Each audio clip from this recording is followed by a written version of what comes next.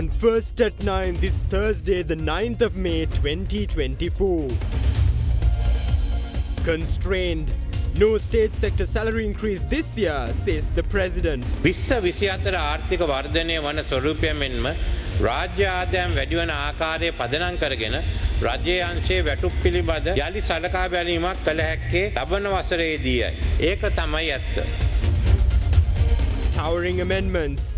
New amendments to the Telecommunications Act tomorrow, says State Minister of Technology. Telecom towers to be built with third-party investments. After the amendments of the TRC Act, we'll be able to open it for independent companies. Locked in. Presidential election to be held between September and October this year, reveals the Election Commission. Ultra Vires. Supreme Court begins considering petitions against the proposed electricity bill. ඔබේ විශ්වාසය දිනු සෙන්සුරයින් දැන් ළඟමැති ෆාමසියෙන් ලබාගත හැක.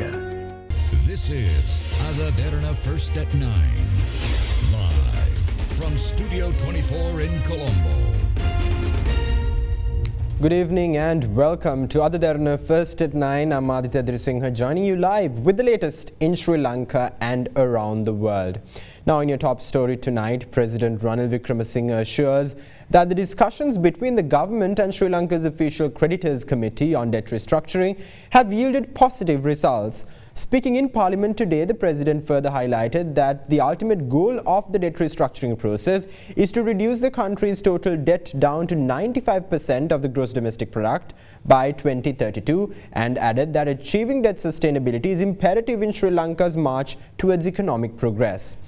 While noting that the country is heading along the right path economically, the President revealed that an increase in state sector salaries will only be possible in 2025.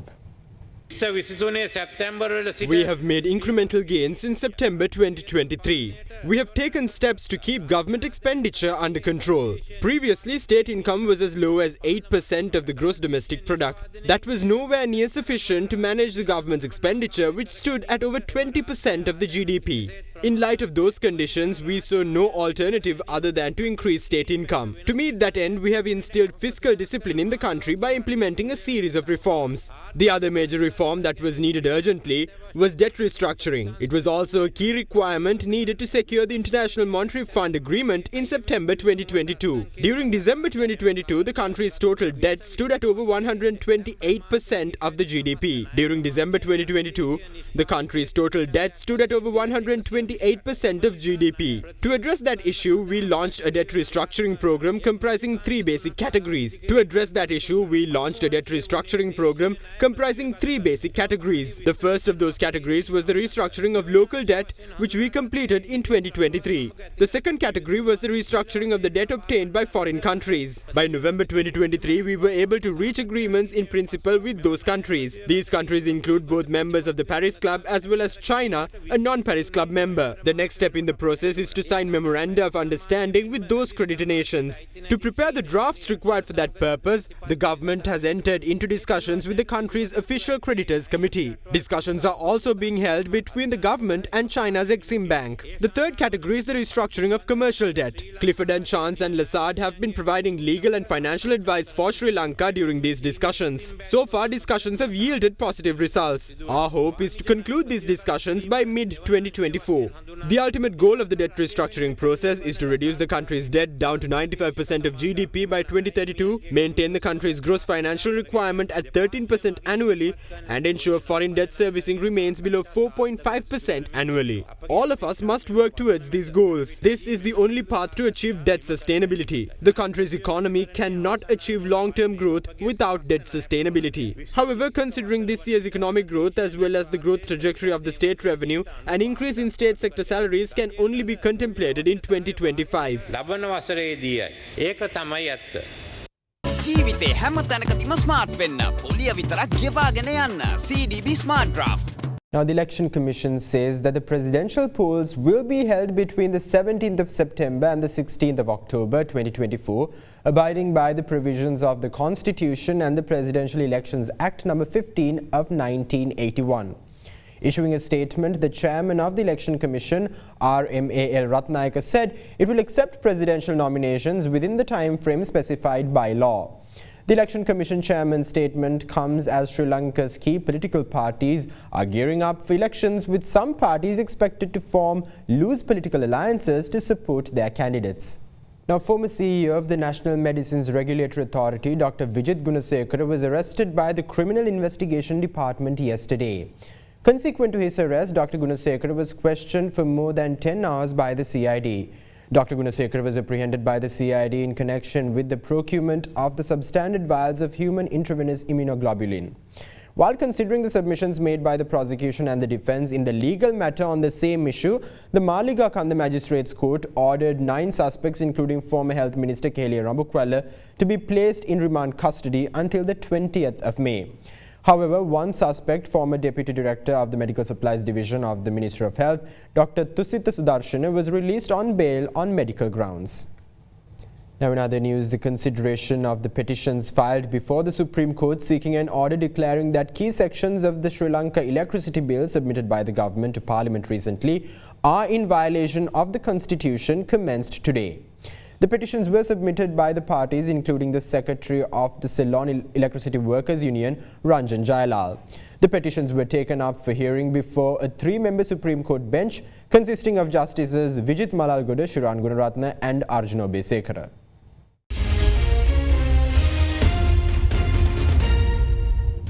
Welcome back. Now, State Minister of Technology Kanaka Herath revealed that amendments to the Telecommunications Act will be presented to Parliament tomorrow.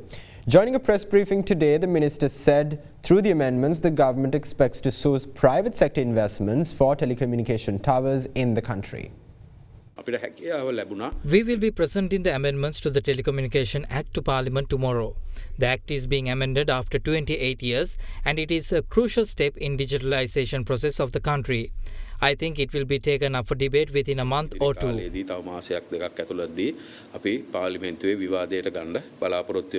Minister, you said the establishing towers by third party or independent? Third party or independent companies. Right now, what we do is the telecom companies, the ones who are developing it, but the TRC allocates 50% of it, and the telecom companies build it. But now we are trying to open it for, after the amendments of the TRC Act, we'll be able to open it for independent companies so that they'll be able to develop the towers and then hand it over to any telecom companies. So right now also, when we build the towers, we share it. Say if Dialog builds a tower, they share it with Telecom and other telecom companies. So similarly, we are trying to give it to the third party so that it will develop faster than we have right now. Now, the Securities and Exchange Commission has approved 6 scholars to certify Islamic financial products that are to be publicly listed.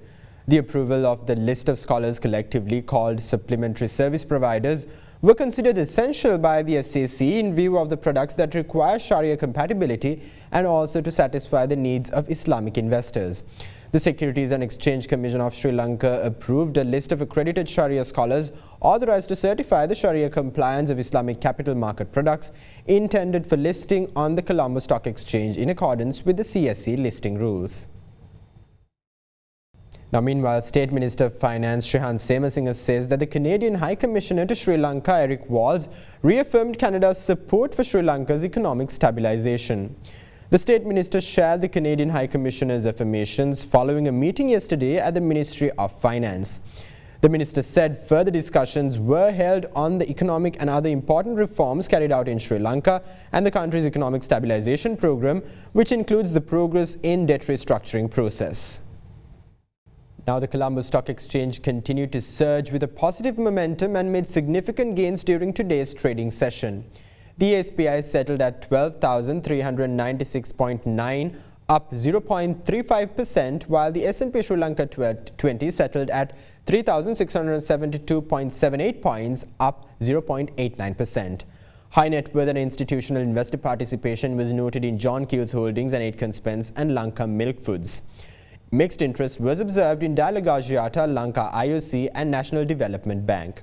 Foreign participation in the market remained at subdued levels, with foreigners closing as net buyers. Telecommunications service sector was the top contributor to market turnover as the sector index gained 0.46%.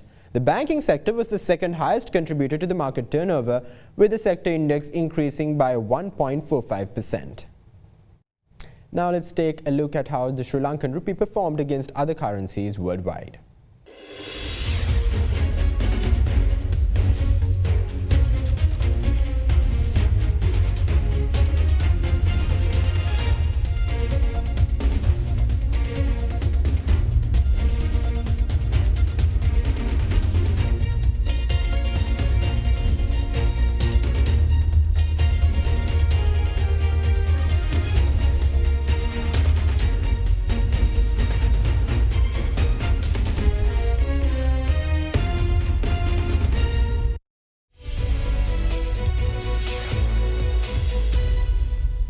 And now let's take a look at today's corporate news segment. Sri Lanka Airlines meanwhile powered the 7th season finale of Biking Man Ultracycling World Championship, which was held from the 28th of April to the 3rd of May in Sri Lanka.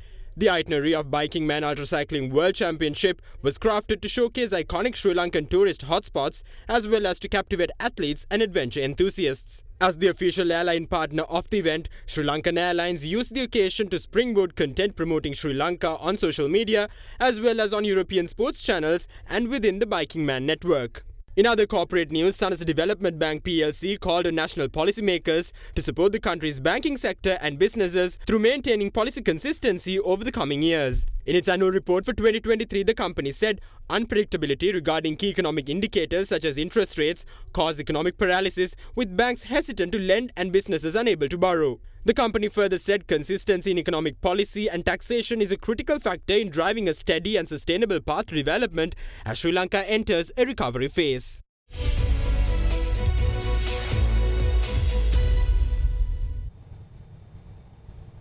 Now taking you back to some hot political news locally. In Parliament today, Speaker Mahinda Apabewardena officially announced the Supreme Court verdict barring Derana Gamage from holding office as a Member of Parliament, prompting SJB General Secretary Ranjit Madumbandara to inform the House that Mujibur Rahman will take up the vacant seat in Parliament. Meanwhile, the Colombo Magistrates Court issued an overseas travel ban on the former State Minister Gamage today. Consequently, copies of the relevant order were handed over to the Controller General of the Immigration and Immigration Department as well as the Director of National Intelligence. Speaking to the media, former State Minister Derana Gamage assured that this is not the end of a political career and vowed to prove her innocence. The Supreme Court yesterday held that former State Minister Derana Gamage is not legally qualified to occupy a seat in Parliament. The relevant verdict was issued by taking into consideration a petition filed by social activist Oshula Herat with the Criminal Investigation Department on the 2nd of November 2020, stating that the former State Minister Gamage is illegally staying in Sri Lanka with only an official passport and an ordinary passport issued by the Department of Immigration and Emigration. Against this backdrop, Speaker of Parliament Mahinda Apabewardena officially announced that a seat in the 9th Parliament has become vacant from the 8th of May due to the expulsion of former State Minister Derana Gamage from Parliament. පාර්ලිමේන්තු මන්ත්‍රී ගරු ඩයනා ගමගේ මහත්මිය පාර්ලිමේන්තු මන්ත්‍රීවරයෙකු වීම සඳහා නුසුදුස්සු වන බව ඒ අනුව පාර්ලිමේන්තු මන්ත්‍රී ධුරයක් දැරීමට හිමිකමක් නොමැති බවත් ශ්‍රේෂ්ඨාධිකරණය විසින් තීරණය කර ඇති බැවින් 2024 මැයි 8 වන දින සිට බලපැවැත්වෙන පරිදි 9 වැනි පාර්ලිමේන්තුවේ මන්ත්‍රී ධුරයක පුරප්පාඩුවක් ඇති වී තිබෙන බව දන්වනු කැමැත්තෙමි. Accordingly, Secretary General of Parliament Kushani Rohanadira informed the Election Commission of the vacant seat in the 9th Parliament. Derana Gamage was appointed to Parliament as a National List MP representing the Samagi Jana Balawegaya. Thereafter, supporting the government, she assumed office as a State Minister. General Secretary of the SJB Ranjit Madumbandara arrived at the Election Commission this morning to nominate former SJB parliamentarian Mujibur Rahman to the vacant seat. Rahman, who represented the Samagi Jana Balawegaya in the 9th Parliament, resigned from Parliament on the 20th of January 2024 to contest in the Colombo mayoral race. ඒ පුරප්පාඩු මන්ත්‍රී ධූරය සඳහා මුජිබ රහමන් මන්ත්‍රීතුමාගේ නම අපි බාර දුන්නා මැතිවරණ කොමිසමට. හැබැයි දැන් චෝදනා එල්ල වෙන්නේ සම්පූර්ණ ඔබතුමාලා. එතුමිය අසත්‍ය ලේඛන අපිට ඉදිරිපත් කළා තමයි මේක අරන් තියෙන්නේ. අපි නොමග යවීම සම්බන්ධව අපි නීතිඥයෝ සමග සාකච්ඡා කරලා අවශ්‍ය තීරණ ගන්න. I thank you all for nominating me. Keep in mind that Derana Gamage did not build this party. She was the secretary of an existing party. In the meantime, the Colombo Magistrates Court issued an overseas travel ban on former State Minister Derana Gamage today. The order was made upon considering a request made by the counsel for the petitioner. Copies of the order issued by the Colombo Magistrates Court were handed over to the Controller General of Immigration and Emigration as well as the Director of National Intelligence. Many question how a person is not a citizen of Sri Lanka held the portfolio of a party secretary. The Election Commission did not need to investigate the nationality of members of political parties, and there are no such provisions in law. In light of those conditions, there are no legal impediments for Derana Gamage to act as the secretary of the SJB. Meanwhile, today, former MP Derana Gamage made her first remarks since the landmark judicial decision by the Supreme Court. This party, led by the opposition leader, engaged in a fight to have me stripped of my position for 4 years. I can only state that hostile politics won today. Let us see what happens when the next parliament is established. I will prove my innocence in no time. Let us see what happens within the opposition then. I will not end my political career here. If this is their decision, this entire party must be disqualified. There are severe crises within the party. I will expose those crises, the legality of the party and how it was established. My only issue is that my father married a British national. Although it is not my fault, I like it.